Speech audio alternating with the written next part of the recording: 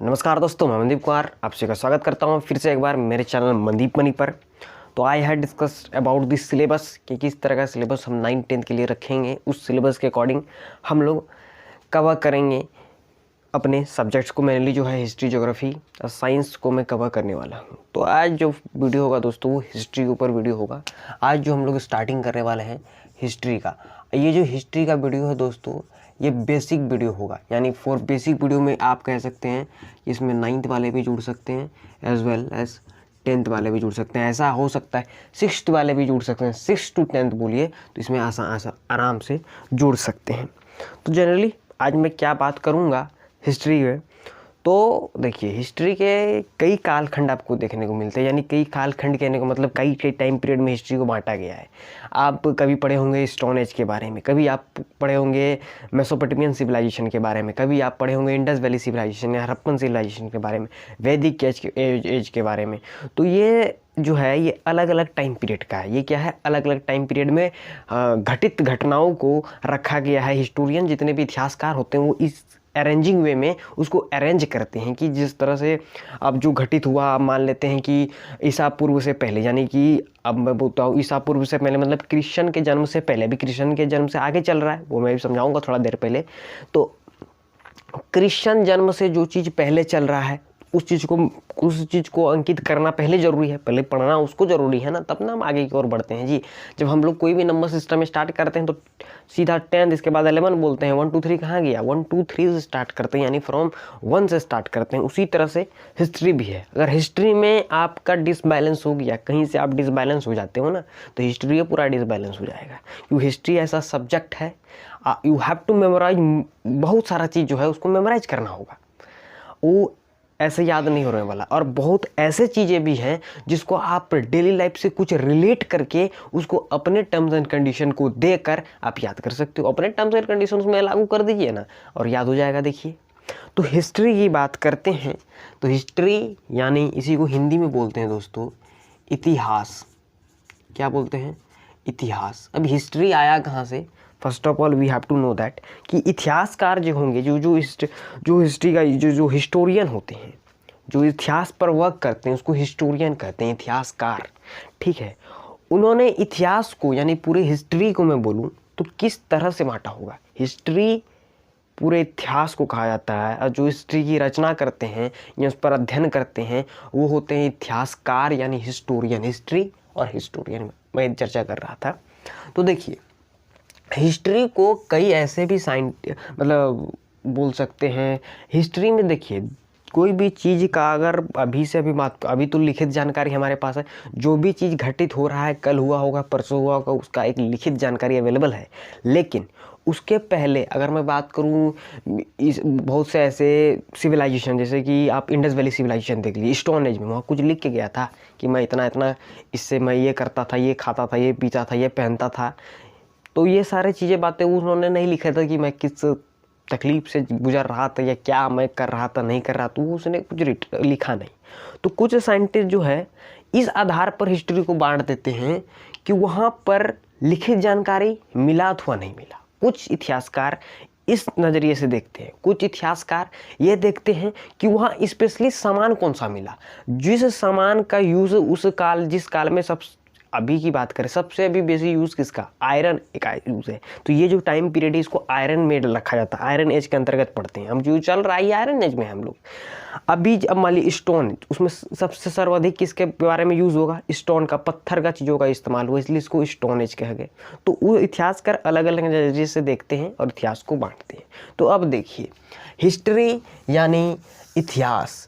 अब पूछा जाएगा कि इतिहास को हम पढ़ते क्यों हैं, पहला क्वेश्चन ये आता है। चलिए शुरू करते हैं। तो इतिहास को हम पढ़ते क्यों हैं, तो सिंपल सा सरल सा जवाब होता है कि अतीत के बारे में हमें जानना है। We have to know our कि पास्ट टाइम में क्या क्या घटित घटनाएं हुई, उनके बारे में जो अध्ययन करते हैं वो हिस्ट्री के अंदर यानी इतिहास के अंदर अध्ययन करते हैं आप। ठीक है, आप घटित घटनाओं को अध्ययन करते हैं।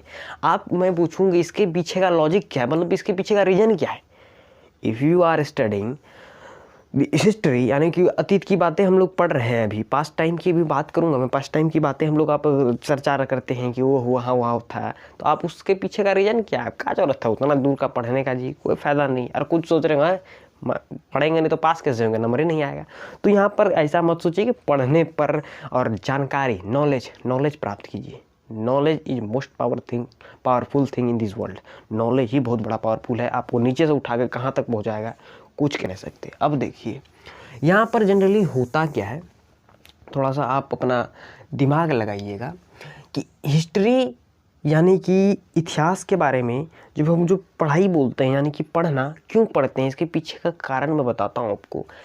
कि हमारे जितने भी पूर्वज हैं, जिसको हम लोग बोलते हैं इंग्लिश वाले एंसेस्टर्स, ठीक है, जितने भी पूर्वज हैं उनके समाज में, उनके जब जो कल्चर था, उनका सोसाइटी था जिस प्रकार से, तो उस चीज़ में उन्होंने क्या गलती की, उन्होंने कुछ ऐसी गलतियां भी घटित की होंगी जो होनी नहीं चाहिए, और उस तरह की गलतियां को हम ना दोहराएं, इसलिए हम इतिहास पढ़ते हैं। क्यों पढ़ते हैं कि जो भी हमारे पूर्वज हैं वो सामाजिक रूप में किस प्रकार से थे, वो क्या जो सामाजिक रूप में थे, उन लोगों का जो धार्मिक मान्यता था वो क्या ठीक था, उसको अपनाना चाहिए या छोड़ देना चाहिए, वो जो समाज था उस समाज को अपनाना चाहिए या छोड़ देना चाहिए। उसलिए हम क्या करते हैं, इतिहास को थोड़ा सा खकोड़ते हैं और पढ़ने की शुरुआत करते हैं, ठीक है।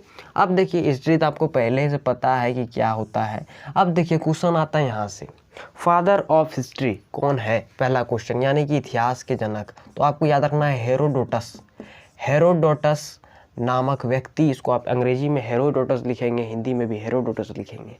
तो फादर यानी इतिहास के जनक हेरोडोटस।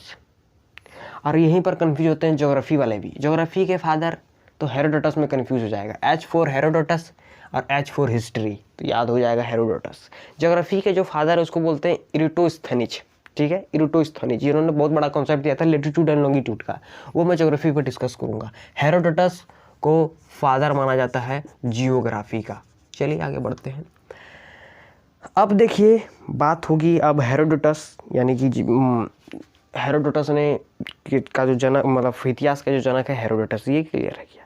इतिहास कब से शुरू हुआ, अगर ये क्वेश्चन आपके मन में आ रहा है कि किस पॉइंट से बोलेंगे, इस एक पॉइंट हम ले लेते हैं, इस पॉइंट से, कि इस पॉइंट से मुझे पता है कि इस पॉइंट की दूरी, अगर आपको पूछूं तो आप बता दीजिए, हम बोलेंगे इस पॉइंट की दूरी, सिर्फ आई आस्क यू कि इस पॉइंट का जो दूरी है, पॉइंट P2 का, P1 कहाँ है आप नहीं जानते हैं, P2 का हम दूरी बताइए, इसका नाम P2 है, पॉइंट P2 का दूरी बताइए। कहाँ से सर, कहाँ से, मैं वही पूछ रहा हूँ कि इतिहास का शुरुआत कहाँ से सर। इतिहास का शुरुआत हम क्या बोले, इसके पहले ही बोले थे कि हमारे एंसेस्टर यानी जहाँ से मानव तहाँ वहीं से इतिहास, जहाँ से मानव यानी जहाँ से मानव वहीं से इतिहास, जहाँ से मानव वहीं से इतिहास की शुरुआत।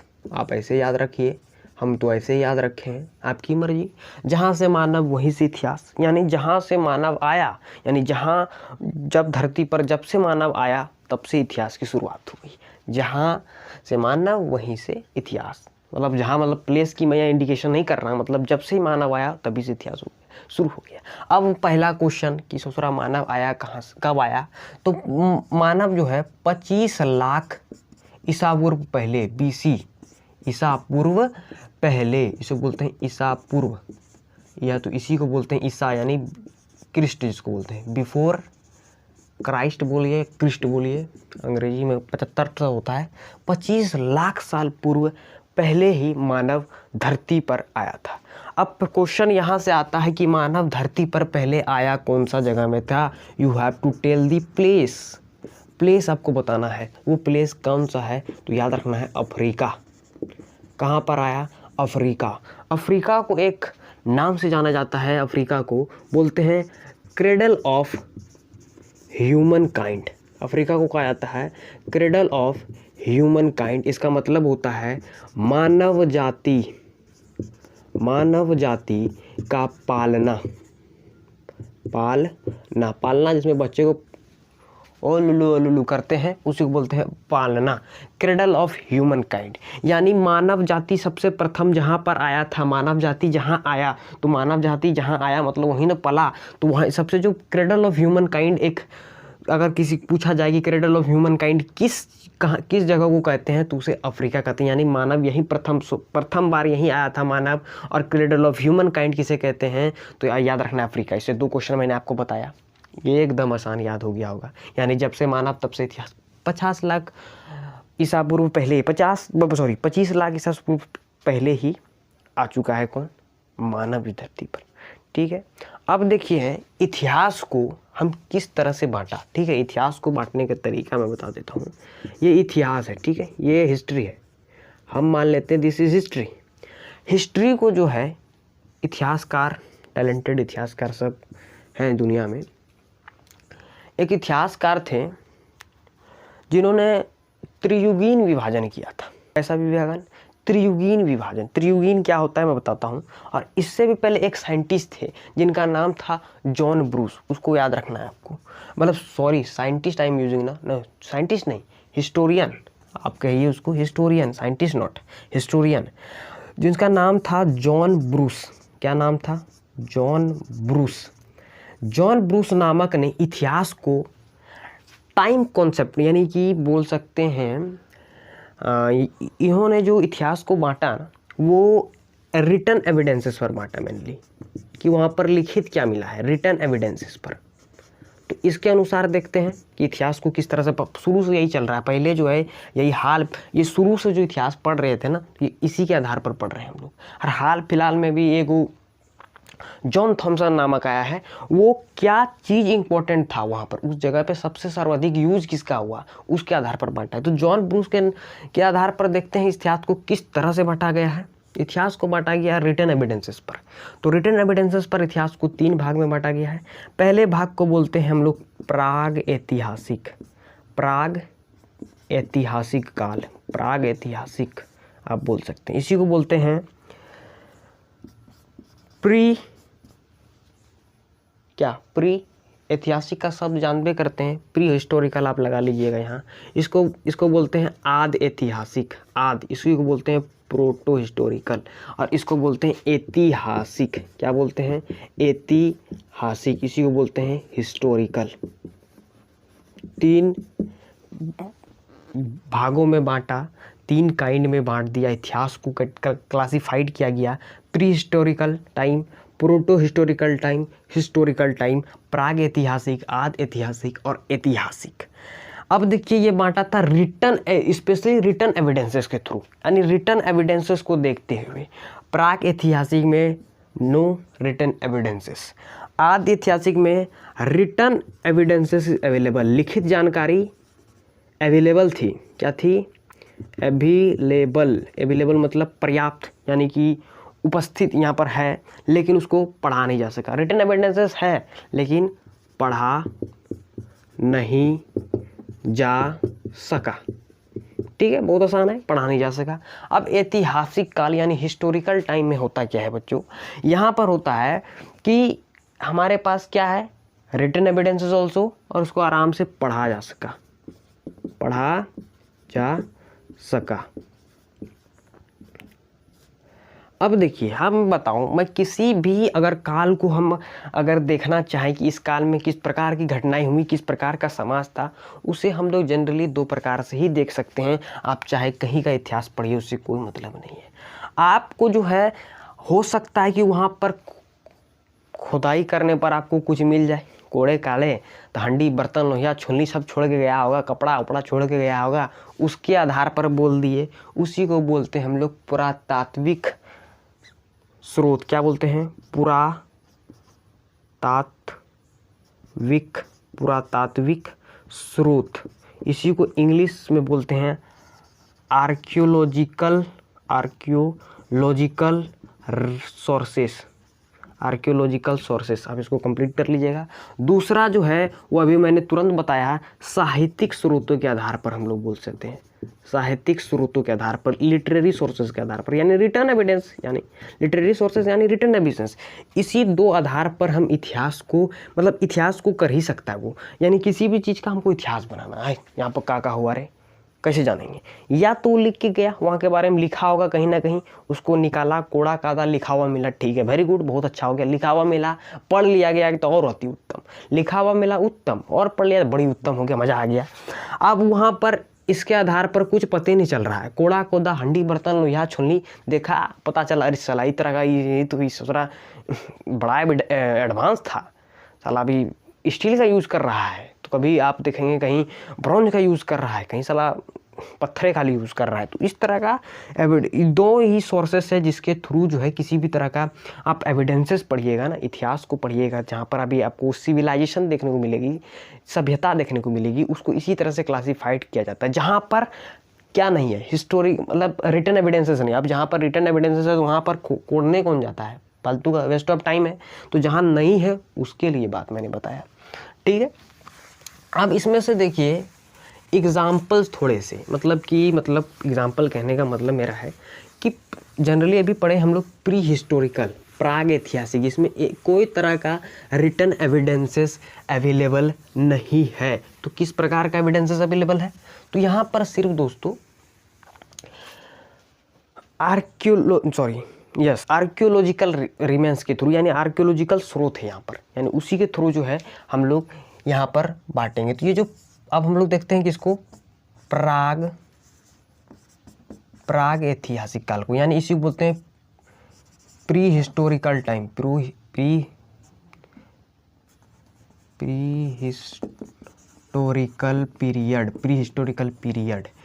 हिस्टोरिकल पीरियड में एक ही ऐसा पीरियड है जहाँ पर रिटन एविडेंसेस मिले भी नहीं किया, उसको बोलते हैं हम लोग, मार करके लिखिए, सिर्फ और सिर्फ स्टोन एज।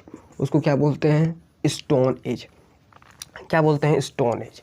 और आज जो हमें पढ़ना है वो कुछ नहीं है, पाषाण काल है। आज जो हम लोग अध्ययन करेंगे वो हम लोग अध्ययन करने वाले हैं पाषाण काल पर, ठीक है। पाषाण काल पर हम लोग पढ़ेंगे आज। अब देखिए पाषाण काल को भी क्लासिफाइड किया गया है। अब ऐसा क्यों बताऊंगा अभी, पहले थोड़ा देखिए। इसको बोला गया, एक काल को बोलते हैं पूरा पाषाण, इसी को बोलते हैं हम लोग, पढ़े होंगे आप लोग, इंग्लिश वाले तो बड़े तेज होते हैं। पैलियोलिथिक, स्पेलिंग मिस्टेक होगा तो उसकी जिम्मेदारी मेरी नहीं है, मतलब कहने का मतलब है मध्य पाषाण काल, वो तो आप सुधार ही लेंगे, मध्य पाषाण काल, ठीक है। उसको बोलते हैं मेसोलिथिक टाइम, यानी Mesolithic stone age, Mesolithic time जो, या एज बोलिए, टाइम बोलिए, जो बोलिए आप। इसके बाद होता है आपका नवपाषाण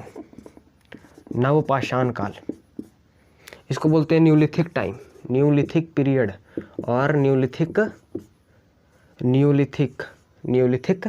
period, mesolithic, paleolithic, mesolithic, neolithic, paleolithic, mesolithic, neolithic age या टाइम, जो भी, पूरा पाषाण काल, मध्य पाषाण काल, नवपाषाण काल। इसके बाद एक काल इसी के अंदर में जोड़ दीजिए, आप अलग से पढ़ना पड़ता है, लेकिन उसको बोलते हैं ताम्र पाषाण काल, चिलियोलिथिक जिसको बोलते हैं,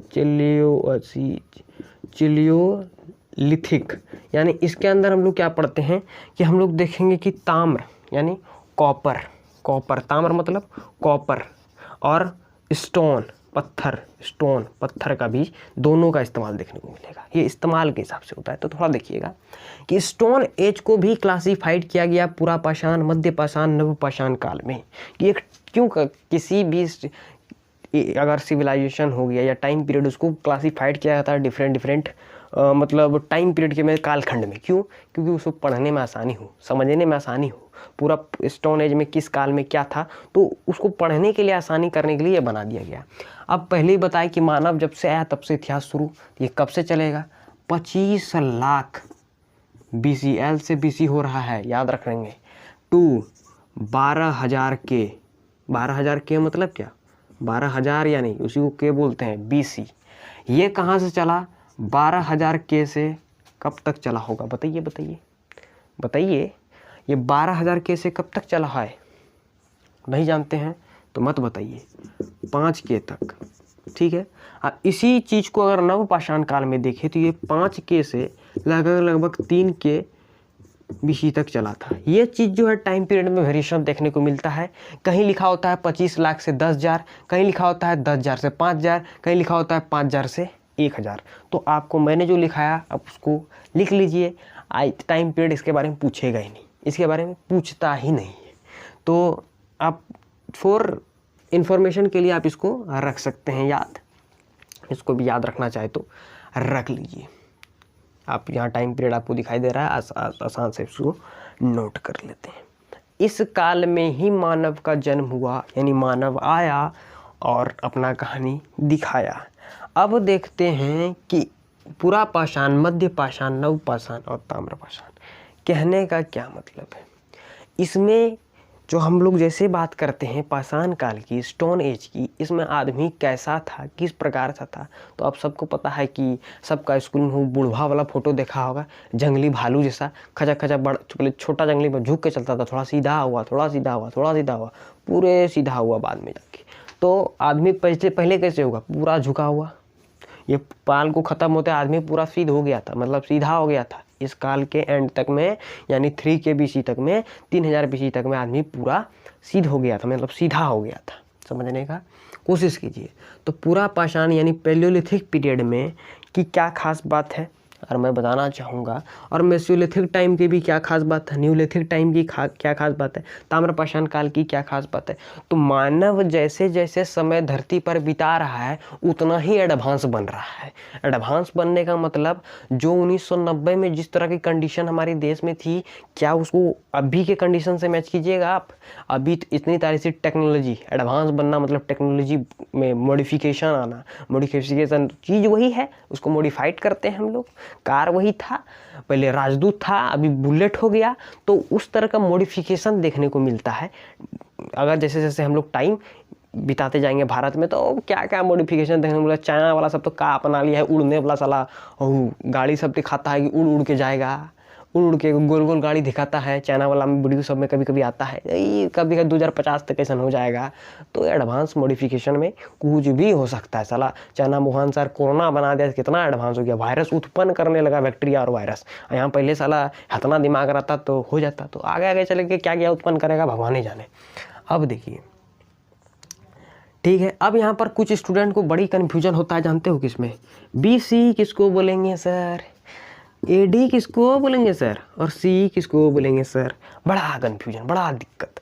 इसको समझने के लिए आप नंबर लाइन अगर आपको याद है ना, आप कतई नहीं भूल सकते इसको। नंबर लाइन अगर आपको याद है कि बिचवा में रहता है 0, इधर रहता है नेगेटिव माइनस, इधर रहता है पॉजिटिव प्लस, तो आप कतई नहीं भूलेंगे। कैलेंडर का निर्माण हुआ ना, कैलेंडर जो देखते हैं कैलेंडर, तो कैलेंडर का निर्माण इसको बीच मान के किया। किसको बीच मान के किया, 0 को बीच मान लिया, इसके अकॉर्डिंग कैलेंडर का निर्माण। अब देखिए, इधर जो भी चाह जाएगा वो नेगेटिव होता नहीं है, नेगेटिव में चलता है। यानी हम क्या बोलेंगे, माइनस कहीं देखे हैं हिस्ट्री में, -25 लैग या -12,000, उससे नहीं होता है, सिर्फ उल्टा इसके जैसा काम करता है। साइन किसी के साथ नहीं आता है, साइन को भूल जाइए, सिर्फ याद रखिए नेगेटिव पॉजिटिव यानी साइन ही की बात हो रही। तो अब देखिए, इधर वाले कालखंड को बोलते हैं BC और इधर वाले कालखंड को बोलते हैं AD, या इसी को बोलते हैं CE। दोनों का बतुआ मतलब एक ही होता है दोस्त, इतना याद रखना। डोंट कन्फ्यूज विथ AD और CE, दोनों बोथ आर सेम, इतना मान लेके चलिए कि वो दोनों सेम है। BC यहाँ पर जन्म होता है ईसा का, इसका जैसा होता है ईसा मसीह, ईसा का, ठीक है। यहाँ पर ईसा का जन्म को मध्य मानकर, मिडिल मानकर कैलेंडर का निर्माण हुआ। इधर वाले जो भी आएगा ये उल्टा चलेगा, 25 था, उसके बाद 24 आएगा, उसके बाद 23 आएगा, उसके बाद आते आते 0 आ जाएगा। तो इधर की बात होगी। अभी इधर BC में चल रहे हैं, अभी हम लोग 0 आएंगे, 0 के पार करेंगे। अभी इतिहास अभी बहुत, अभी कहाँ है, 20th सेंचुरी में, अभी बहुत है।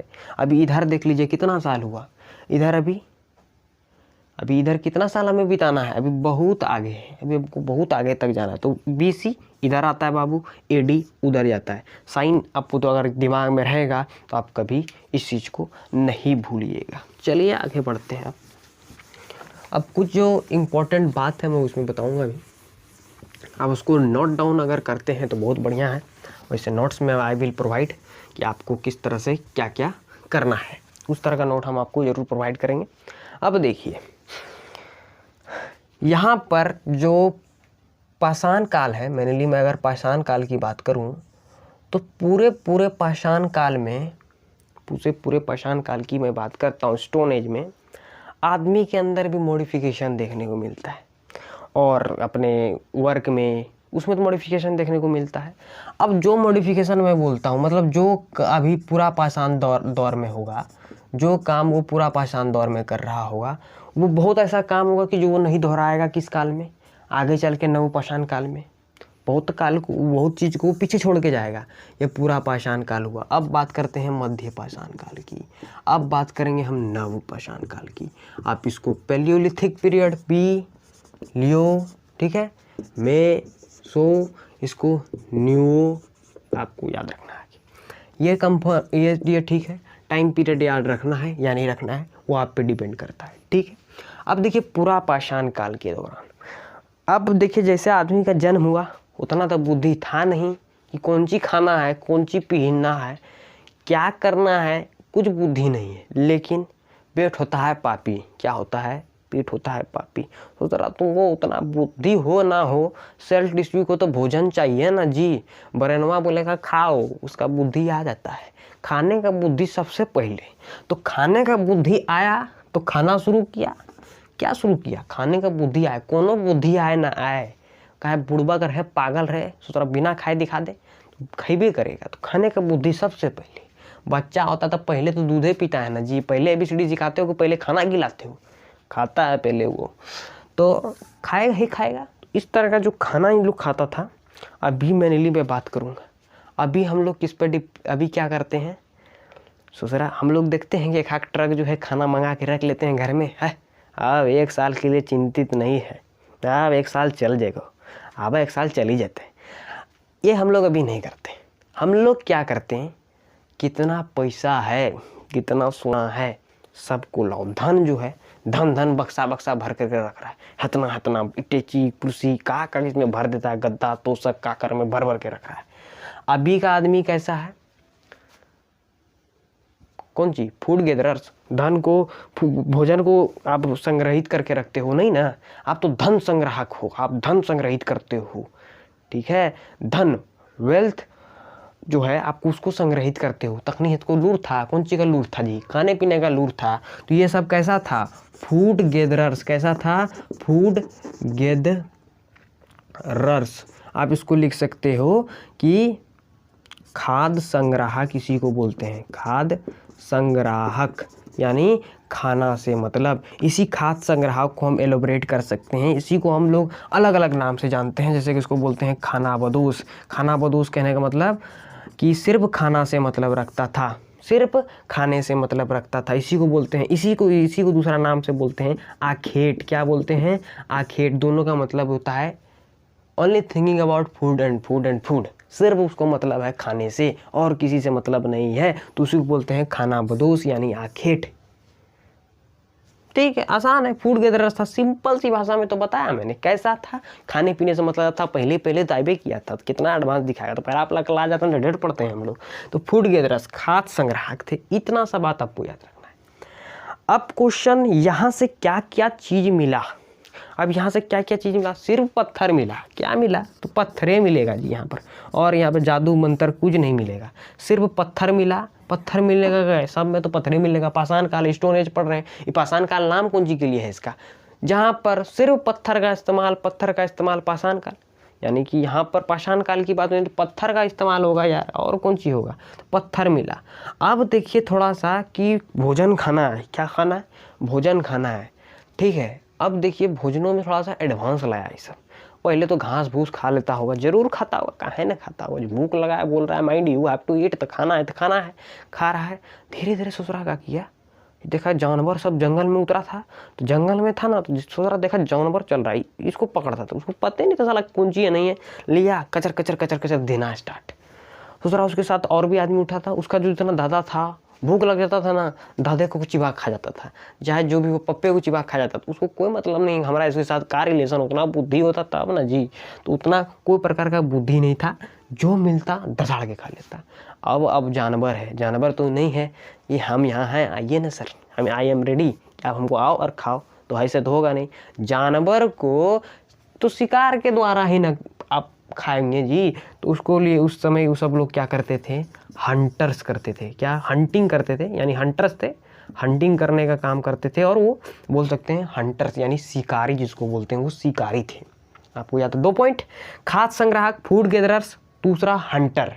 तो हंटिंग करने के लिए पत्थरे का इस्तेमाल करेगा। यहाँ पर सबसे सर्वाधिक इस्तेमाल हुआ पत्थर का, इसलिए इसको पाषाण काल कहा जाता है। ये बात आप याद रखिए, इसको हम लोग स्टोन एज कहते हैं, बिकॉज द यूज मोस्ट जो है यहाँ पर यूजेज जो था वो किसका था, पत्थर का था, स्टोन का था, इसलिए इसको पाषाण काल। पत्थर का तो इस समय उतना बुद्धि नहीं था कि साला खरगोश है तो उसको हतना बड़ा पहाड़ लेके मारेंगे तो पिचक जाएगा, खत्म, कहानी खत्म।